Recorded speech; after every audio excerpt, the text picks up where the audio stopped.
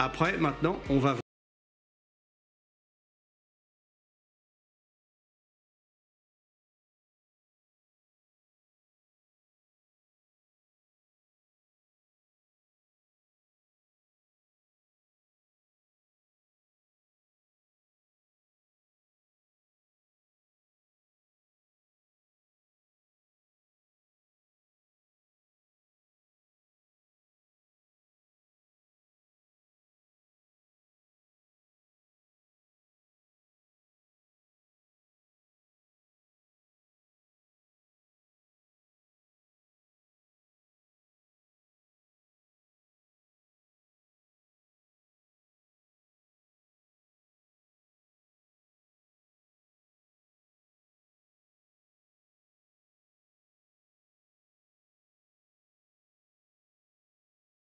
Tout de suite que c'est très accessible.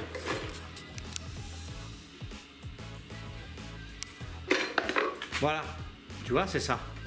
Donc, si tu reconnais un peu, tu regardes sur Amazon, tu vas le reconnaître le produit. Hein. C'est super bien parce que c'est très polyvalent. Hop. Donc là, en plus, c'est pas compliqué en réglage. Hein. Maxi, mini. Défilement du fil, 1, 2. Marche, arrêt. Jusqu'à là, on va s'en sortir. Ici, tu as un petit peu un tableau avec les puissances à peu près par rapport à ce que tu vas souder. Tu as la masse, l'alimentation et la tête. C'est con comme la lune, hein. Tu peux y arriver sans problème. Au-dessus, tu as le fil fourré, je vais te montrer. Si t'es pas une bête en soudure, la plupart des gens, c'est ça. Hein. Et c'est pour ça que je le montre aussi, aux gens qui savent pas souder. Toi, si tu sais souder, il n'y a pas de problème. Mais pour ceux qui savent pas, et puis qui vont se dire, ah là, c'est super cher et tout, c'est pas donné, c'est faux. D'accord? C'est de l'arnaque. Parce que tu peux souder avec quelque chose qui est très très accessible. Alors je te montre. Hein. Là, tu as le dessus de l'appareil. Tu vois, c'est verrouillé. Hop. Alors évidemment avec la caméra, ça va être la guerre. Ah non, j'ai réussi. Voilà. Et voilà. Là, qu'est-ce qui apparaît? Eh bien, on a le fil ici. Il se déroule, il passe là-dedans, il rentre là. Et ici, tu as deux diamètres. Tu as 0,8 et 0,9 de mémoire, hein, je crois, ouais, c'est ça. Et ben, donc moi je prends un 0,9 parce que c'est plus polyvalent, on va dire. Et puis, il y a aussi un truc qui est formidable, c'est que normalement, ce genre de soudage, il faut un gaz flux, un gaz qui nettoie.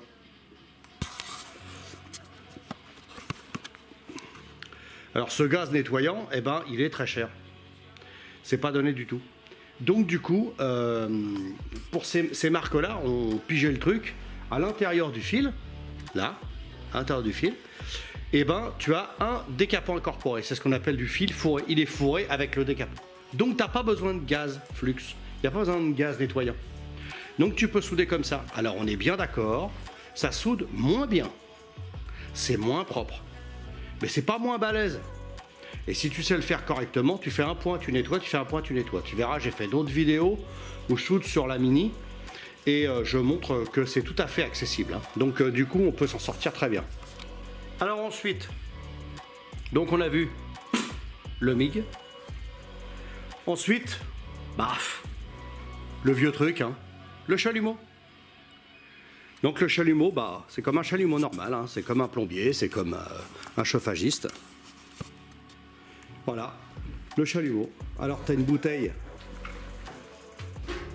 oxygène ici, acétylène là. Rouge, acétylène, bleu, oxygène. Les réglages d'un mano. Donc les réglages d'un mano, si tu veux, pour de l'oxygène. Le mano de pression, pour savoir ce qui reste dans la bouteille est là, et ça c'est ce que tu vas te servir. Donc en fait le mano, tu le montes à 2 bars pour l'oxygène et 0,5 bars pour l'acétylène. Alors c'est important parce que tu vas voir que par la suite, quand tu vas commencer à jouer du chalumeau, s'il n'est pas prêt à régler ici, tu fais de la merde. Donc ça, c'est pour faire de la brasure si tu veux faire de la ferraille. Mais tu peux souder du cuivre, tu peux braser plein de choses comme ça. Et la soudure, tu peux faire aussi soudure acier-acier. Ça, c'est de la soudure. Quand tu fais deux supports à souder, un en cuivre et l'autre en laiton, par exemple, c'est de la soudure hétérogène. C'est différent. Et donc par rapport à la soudure et la brasure, la soudure tu fais fond des deux côtés, la brasure non. Alors ça je l'avais déjà dit dans une autre vidéo, hein. C'était le réservoir du air que j'avais fait comme ça. Donc le réservoir étant soudé par point au MIG et brasé pour pouvoir boucher les trous. Parce que la brasure ça rentre bien dans la ferraille et ça fait vraiment quelque chose d'étanche. C'est difficile de faire de l'étanchéité à l'eau ou à d'autres choses avec une soudure. La brasure c'est plus fin, ça rentre mieux dedans et puis ça résiste vachement mieux à la corrosion. Donc du coup, là voilà le chalumeau, donc ça c'est bon. Maintenant tu as l'arc. Alors la soudure à l'arc c'est ça, comme tu dois voir partout. Voilà, ça c'est un poste à arc. Donc l'arc, voilà, c'est classique l'arc, hein. Là je te montre. Voilà le poste à arc. Alors l'arc, c'est ça. Marche arrêt et puissance, hein. C'est con comme la lune, ça c'est encore plus simple que le reste. Tu as donc la tête comme ça. Et le petit bitonio qui est au bout là, ça c'est un électrode, ça s'appelle. Donc l'électrode, c'est très simple. Voilà, j'en ai là. C'est marqué sur les paquets, c'est comme le port-salut. Donc c'est marqué acier, donc style bien sûr, 2 mm. Tu peux aller jusqu'à 2 mm 5, après 3 mm ça commence à être balèze, hein. Et alors en fait, pour ce qui est de la soudure à l'arc, et ben pour savoir, tu prends l'épaisseur de ce que tu as à souder, et tu vois combien tu vas mettre, à peu près équivalent, hein. C'est-à-dire que s'il y a 2 mm à souder, c'est trop gros, hein. Le 2 mm va être trop gros, les baguettes, d'accord, l'électrode. Quand on est avec du 2 mm en baguette, en électrode, là tu peux souder jusqu'à 5 mm d'acier, hein, facile. Donc en fait, on reste là-dessus. L'arc, c'est pour faire du balèze, du très épais. Tu peux aller jusqu'à 3-4 mm en baguette. Donc je te laisse imaginer 1 cm, 1,5 cm d'acier. J'ai déjà soudé ça pour faire des supports, sur une charpente, un machin comme ça. Mais toi, tu n'auras pas besoin de ça. C'est beaucoup trop. Donc pour aller au mieux, en fait, il faut que tu prennes 2 mm, 2 mm 5 maxi. Mais si tu fais un châssis, par exemple, tu pointes, c'est tout. C'est très perforant et c'est très performant aussi. Donc, étant très puissant, il faut se méfier. Si tu as vraiment des gros trucs à faire, il faut que ce soit basique. Tu répares un pont élévateur, tu répares quelque chose de gros. Mais avec ton MIG, tu pourras te dépanner largement. Tu n'as pas besoin de prendre des trucs aussi gros que ça. Mais l'arc, c'est la base. Si tu veux apprendre à souder à l'arc, c'est très bien. Sur de la ferraille, hein. Tu fais une petite structure pour soulever une bagnole, c'est parfait. Donc voilà, ça, on a fait ça. Et je pense qu'après, on va se limiter à ça parce qu'il n'y a vraiment que ça pour la soudure qui va vraiment t'aider. Mais il y a autre chose pour le découpage. Alors récemment, j'ai acquis, j'ai mis quelques réserves quant au truc Parkside, mais j'ai acheté un plasma. Et ben c'est super. Franchement, c'est génial. Voilà, le plasma. Découpeur plasma. Alors tu vois le découpeur plasma, c'est une petite, c'est vraiment petit, hein. C'est tout petit. Voilà. Et donc ce petit appareil là, eh ben tu découpes de la ferraille et puis tu découpes très épais, hein. Franchement, tu peux y aller, hein. J'ai été jusqu'à moi 1 cm de ferraille. Alors je vais te montrer les embouts parce que ça par contre ça embouffe et il faut vraiment que tu en aies de côté. Sinon tu vas galérer. Donc je vais te chercher les embouts, je vais te montrer la tête bien précise, parce que ça si tu t'en sers, tu vas t'en servir souvent, hein, crois-moi. Hein. Montrer un embout qui a servi, puis après un embout qui n'a pas servi. Regarde la bête, il est bouffé. Il est mort, voilà. Donc on va le changer, et comme ça tu verras comment ça fait. Donc voilà, tu dévisses ici, comme ça, tac. Tu vois comment c'est foutu? Tu as un joint torique ici, à pas perdre. À la limite, tu le remets au fond. Et tu sors tout ça. Hop. Là, tu as la tête. Donc la tête. Et tu vois, elle est tellement bouffée, je peux pas la sortir là, ici. Je vais galérer, je sens ça.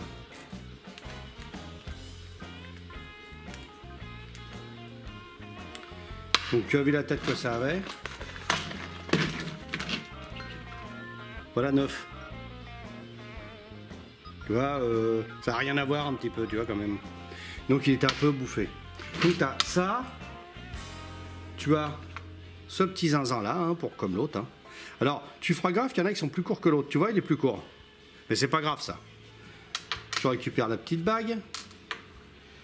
Et tu vas prendre la tête correspondante. C'est-à-dire que là, tu as des têtes courtes. Des têtes courtes. Et des têtes plus hautes. Suivant les kits que tu vas trouver, ça va changer. Donc te fais pas chier, tu prends ça.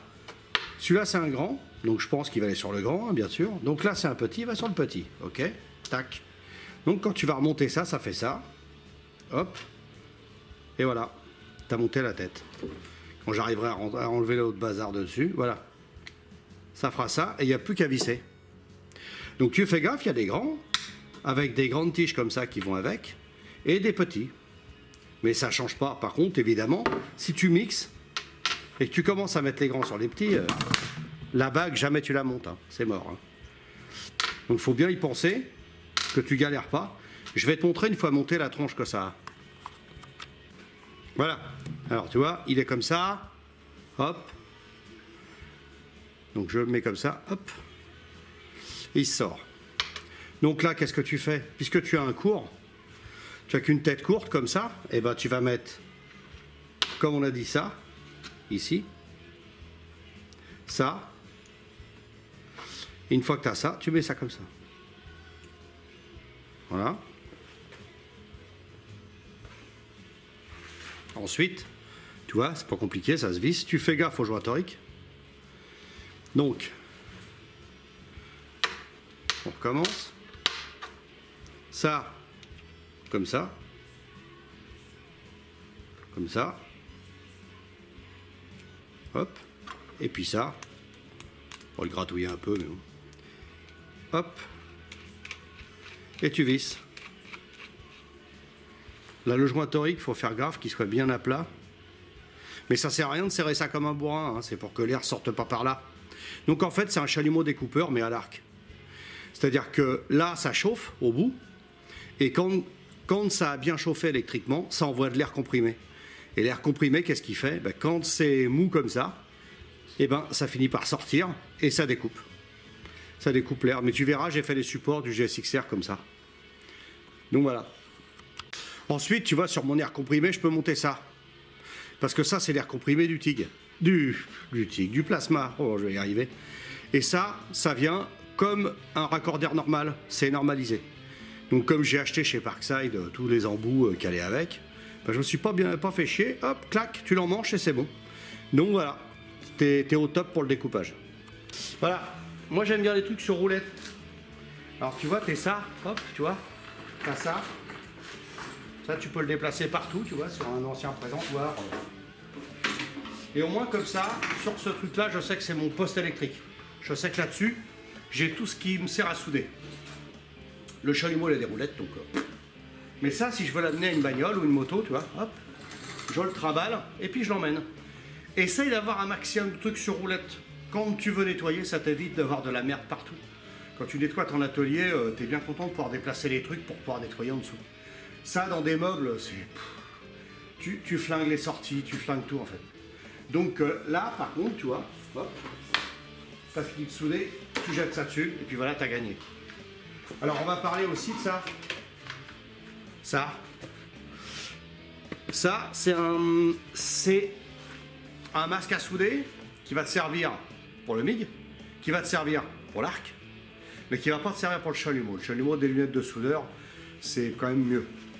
Alors ça, il y a une cellule ici. Alors cette cellule, elle réagit à la lumière et elle fonce tout de suite. Parce que si tu as celui d'origine qui est vendu dans le bazar, là, tu le mets, tu soudes, tu le mets, tu soudes, ça laisse tomber, c'est un bordel. Par contre, ça, tu le mets et on voit à travers. Alors je vais essayer de te montrer à travers ce que ça fait.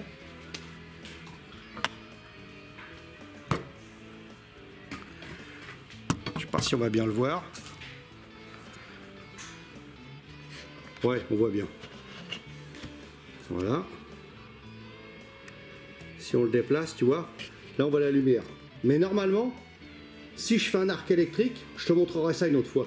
Si je fais un arc électrique, il va se foncer d'un seul coup. Donc ça te permet quand même de voir comme avec des lunettes de soleil. Tu vois avec des lunettes de soleil à travers ton masque. Et tu peux commencer à bosser dessus. Tu peux bosser sur tes trucs. S'il se fonce, tu vois plus rien du tout. Donc ça, c'est super efficace. Faut vraiment en prendre. Il y a une pile à l'intérieur. Le truc là, il est bon, c'est bien, mais tu mets une casquette hein, parce que ça te marque ici. Donc, mais sinon, c'est vraiment un super engin et c'est très agréable de travailler avec ça. Je vais même, tu vois, il serait peut-être temps que j'en achète un neuf. Et il y a des graduations pour avoir la puissance que tu veux. Donc, si tu le mets à fond, je pense que là, je pense que ça va marcher. Non, ça marche pas, c'est pas assez. Il faut des ultraviolets. Donc, tu vois, avec des ultraviolets super violents et tout, faut toujours avoir ça, toujours. Et puis, quand tu fais arc ou des choses comme ça, tu découpes aussi. Il n'y a qu'un truc qui peut te protéger, c'est le cuir. Ça. C'est un... Alors là, le mien, il est complètement mort, mais normalement, comme ça, ça te protège, ça évite de te cramer les godasses et tout ça, de faire des trous partout. Parce que tu vas pas aller acheter non plus des chaussures de soudeur. Tu as quand même autre chose à foutre que de foutre ton argent là-dedans. Et donc, sur ce matos-là, c'est quand même super intéressant. Donc, ça, c'est obligatoire. Et surtout pas ceux d'origine qui sont vendus avec, c'est de la merde. Je bosse pas avec ça, parce que ça, tu vas le lâcher, il va péter. C'est de la quincaillerie. Franchement, il faut pas te faire chier avec ça. Il faut vraiment acheter un vrai masque. Ça coûte un peu, j'ai pas les prix en tête, je me rappelle plus. Mais en tout cas, regarde. Et tu en trouves sur Amazon aussi, hein, c'est partout pareil. Et ça va te protéger. Surtout, protège-toi. Si tu ne te protèges pas et que tu soudes à l'arc ou avec le MIG, tu vas t'endormir le soir, tu auras l'impression, et c'est tout à fait vrai, beaucoup de soudeurs en parlent, si tu ne te protèges pas le soir, on a l'impression qu'on te jette des graviers dans les yeux. La sensation, elle est horrible. Tu dors pas de la nuit, migraine, et tu perds des dixièmes. Donc c'est super mauvais. Moi, j'ai des éclats de ferraille dans les yeux, tronçonneuse, machin, ça. Un coup, je faisais ça comme ça, à souder. N'importe quoi. Il y a plein de vidéos sur YouTube qui circulent. Et tu vois des mecs, vas-y, en Inde, en Chine, le mec, il a rien. Hop, il envoie comme ça, il soude. Et ben, je peux te dire que le gars, il en chie. Et plus tard, les yeux, ils prennent. Donc, faut pas s'esquinter. Hein. Faut se faire plaisir. Donc, on n'est pas là pour s'esquinter. Hein. Donc, ensuite, je vais te montrer la soudure au plomb, enfin au plomb, à l'étain plutôt. Alors tu as dû le voir plein de fois, Vintage Mécanique, tout ça, ils montraient. Les mecs sont en train de faire de la carrosserie et ils bouchent à l'étain. Alors l'étain, ça se compose de ça. Voilà, ça c'est de l'étain. Alors l'étain c'est très bien, il n'y a pas de problème. Hein. Mais ils vont te raconter qu'en carrosserie, on ne met pas de mastic. On fait de l'étain quand on veut faire du vrai boulot. Bah non, c'est entièrement faux, c'est n'importe quoi. Tu fais une soudure à l'étain, d'accord? Tu fais couler de l'étain sur la soudure MIG ou TIG que tu viens de faire, ou arc, peu importe, tu l'as bien meulé et il reste des aspérités, ce qui est logique, hein, c'est normal. Donc tu bouches les trous avec ça. Parce qu'ils vont te dire, le mastic ça casse, ça casse pas. Très bien, formidable, formidable. Moi j'ai jamais vu une carrosserie entièrement faite et repeinte après comme un miroir, sans mastic. Ça n'existe pas. Ça suffit pas, d'accord? Ça va boucher les gros trous pour éviter que les mecs mettent 1,5 cm, 2 cm de mastic. Mais bon, si tu n'es pas capable de mettre deux tôles face à face et faire le boulot correctement, il faut arrêter tout de suite. Donc eux, ils bouchent avec ça, et puis ensuite, ils font du mastic. Très bien, ça se fait. Hein. Donc, je t'explique quand même comment ça marche. C'est une lampe à souder, camping gaz, machin truc, hein, avec la petite cartouche dedans, je l'ai pas là, il n'y en a pas dedans. Faut mettre la truc, machin. Il y en a qui chauffent au chalumeau, comme ça. Mais alors là, c'est pas donné, hein, parce que le chalumeau, les bouteilles, merci, ça vaut cher. Alors que le camping gaz, tout le monde s'en sort, hein, une bouteille de 13 kg, t'en sors très bien. Tu chauffes d'abord, et puis après, tu étales. Mais, faut ça. Faut le frotter dessus. Et puis, il faut un porte-soudure, ça. Donc, ils viennent pas raconter que tout le monde est capable de le faire. Ça, moi, j'en ai fait pendant des années. C'est une sous-merde. C'est super chiant à faire. Et puis, il faut que ta ferraille soit ultra nickel. Donc, Ça se fait très bien, hein. Tu peux le faire, hein. C'est pas un problème. Hein. Après, tu as des décapants, tu as des machins comme ça, tu vois, tu as des métallisants comme ça. Alors tu en passes dessus, un coup de chalumeau, voilà, là-dedans. Tu étales, et puis ensuite tu chauffes. Ça va devenir tout aluminium, tu vois, voilà. Tout argenté, aluminium, oui. Et puis ensuite, tu vas boucher les trous avec ça. Ben, bon courage, mon bonhomme. Si tu veux jouer à ça, pas de problème. Tente le coup, hein. Tu vas voir la merde que c'est. Un plombard, les plombards actuels, ils savent pas s'en servir. Moi, j'ai soudé du plomb sur du cuivre, du plomb sur du plomb, avec le petit ovale et tout machin. C'est déjà une vraie galère et t'as 2 ans d'apprentissage. Hein. Il faut en faire tous les jours. Même moi, quand je m'arrête et que je m'y remets, c'est la guerre. Alors, pour te dire, toi, tu vas bien galérer. Essaie de mettre tes taux le plus proche possible, le plus droit possible. Tu rebouches tous tes petits trous à la soudure. J'ai fait des vidéos là-dessus. Je refais un plancher, par en dessous, donc c'est super chiant, t'en prends plein ta gueule. Mais je me suis pas fait chier à boucher avec ça, hein. C'est pas la peine. Hein. Non. Tu meules bien, tu ressoudes, tu meules, tu ressoudes. Une fois, au bout d'un moment, c'est assez propre. Comme c'est un plancher, tu te fais pas chier en carrosserie. Je l'ai fait sur la Mini, que je vais montrer par la suite aussi quand il fera meilleur. Et ben, tu verras, c'est bouché à l'étain d'abord, et ensuite, mastic de finition. Et là, tu as une finition nickel. Voilà. Et ben, écoute, on a fait le tour de la soudure. Donc, on va voir un peu le reste, comment tu peux avoir ce que tu peux avoir dans ton atelier. Alors, autre chose qui est super chiant dans un atelier, c'est les traces d'huile au sol. Donc ça, pour enlever, merci. Hein. J'ai tout essayé. Les trucs professionnels, les machins comme ça. Ça, c'en est ça. Ça, c'est de l'huile. Donc l'huile, quand tu fais ça, tu vois, ça fait des traces. Machin. Et puis ça, c'est super chiant, parce que tu as beau faire tout ce que tu veux, t'arrives pas à trouver. Alors j'ai trouvé une solution. Je vais te faire profiter de mon expérience de décrassage de béton. Voilà. Donc je vais te montrer le produit que j'ai trouvé.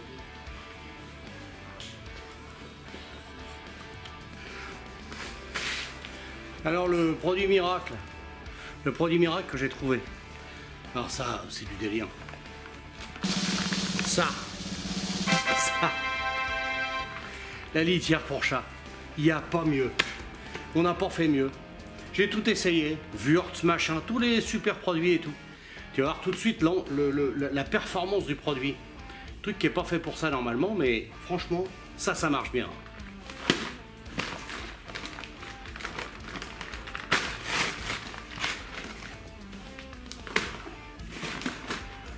Et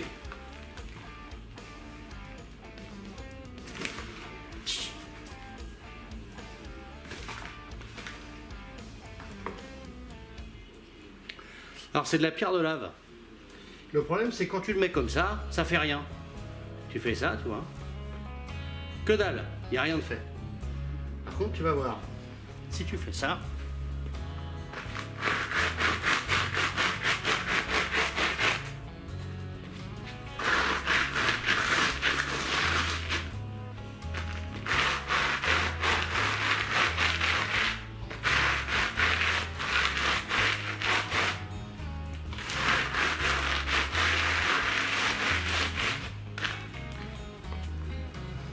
en fait, il faut casser les grains.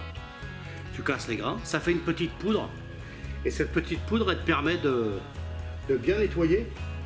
Et tu vas voir après, un coup de brosse.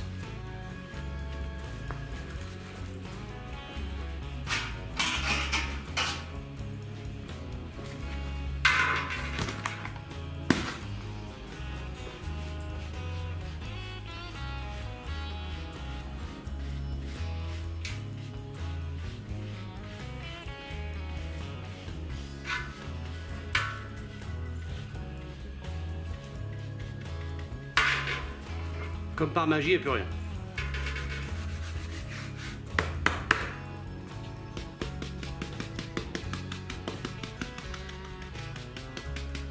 Là, je fais ça pour que tu vois vraiment, même en enlevant la poussière, il n'y a plus de traces. Bon, si la chaîne pouvait se pousser, tu te poses, viens ici, là, viens. Non, t'assois pas là. Non, t'es assise dedans, sors de là. Viens là, viens. Voilà. Donc là, on voit, il n'y a plus rien. On voit encore une petite trace ici. Donc il suffit d'en remettre.